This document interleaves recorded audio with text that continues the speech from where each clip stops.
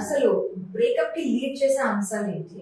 ఈ బ్రేకప్ కాగానే మనిషి డిప్రెషన్ లోకి ఎందుకు వెళ్తాడు? ఫస్ట్ ఫేజ్ ఏంటి? ఫస్ట్ ఫేజ్ బ్రేకప్ అవగానే అండి ఎవరికైనా అమ్మాయి కానీ అబ్బాయి కానీ మల్టిపుల్ ఫేసెస్ లోకి వెళ్తారండి ఇమీడియట్ గా. అంటే ప్రీడామినెంట్ గా మేజర్ ఫేసెస్ గురించి మాట్లాడుతున్నాం. ఫస్ట్ థింగ్ ఏంటంటే తనకు ఒక విక్టిమూడ్ లోకి వెళ్ళిపోతారు. విక్టిమూడ్, ఒక బాధితుడిని ఒక బాధితురాలు జోలోకి వెళ్ళిపోతారు. నేను మోసపోయాను, నాకు ఇలా అవ్వాల్సింది కాదు.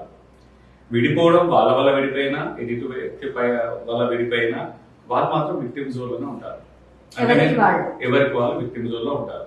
సో ఆ విక్టిమూడ్ లో ఏమవుతుందంటే వాళ్ళ పైన అంటే వాళ్ళ తప్పులు పక్కన పెట్టేసి ఎదుటి వ్యక్తిని నిందిస్తూ బాధపడుతూ బాగా అంటే ఒక లోన్లీనెస్ కి వెళ్ళిపోతారు, బాధలకు వెళ్ళిపోతారు, బాగా రిగ్రెట్లకు వెళ్ళిపోతారు. పశ్చాత్తాపం పడే వాళ్ళు కూడా ఉంటారు కొంతమంది. ఒక ఎంప్టీనెస్ కి వెళ్ళిపోతారండి. తర్వాత వాళ్ళకి ఏంటంటే ఒక లైఫ్ అంటేనే ఇది ఇలాగే ఉంటుంది లైఫ్. ఇంకా ప్రేమ పైన నమ్మకం కోల్పోవడం, ట్రస్ట్ కోల్పోతుంటారు. ప్రేమలు అన్ని ఇలాగే ఉంటాయి, అందరు ఇలాగే ఉంటారు. ఇప్పుడు ఒక అమ్మాయి విషయంలో బ్రేకప్ అయిందనుకో, ప్రేమించి అమ్మాయి తనకు దక్కలేదు, లేకపోతే ఇద్దరు విడిపోయారనుకో, ఇంకా నేను ప్రేమించాను. అమ్మాయిలంతా ఇంతే. ఇప్పుడు ప్రేమ అంటే ఇలాగే ఉంటది. ఇప్పుడు నేను ప్రేమ మీద నమ్మకం కోల్పోయాను, అమ్మాయిల మీద నమ్మకం కోల్పోయాను.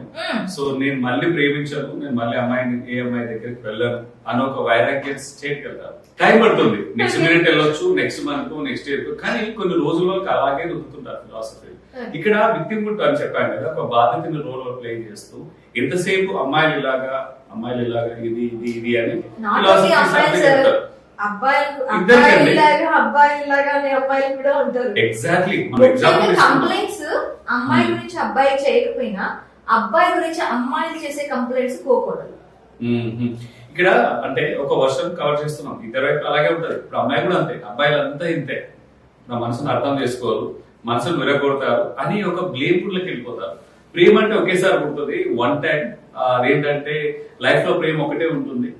ప్రేమలో ఓడిపోయినామంటే, జీవితంలో ఓడిపోయినామంటే ఒక ట్యాగ్ ఇచ్చుకుంటాం. Life is not about relationship ఎలానండి. ప్రేమ, రిలేషన్షిప్, లవ్ అనేది చాలా ఇంపార్టెంట్ లైఫ్ లో, కానీ అదే జీవితం కాదు. లైఫ్ లో వన్ ఆఫ్ ద పార్ట్.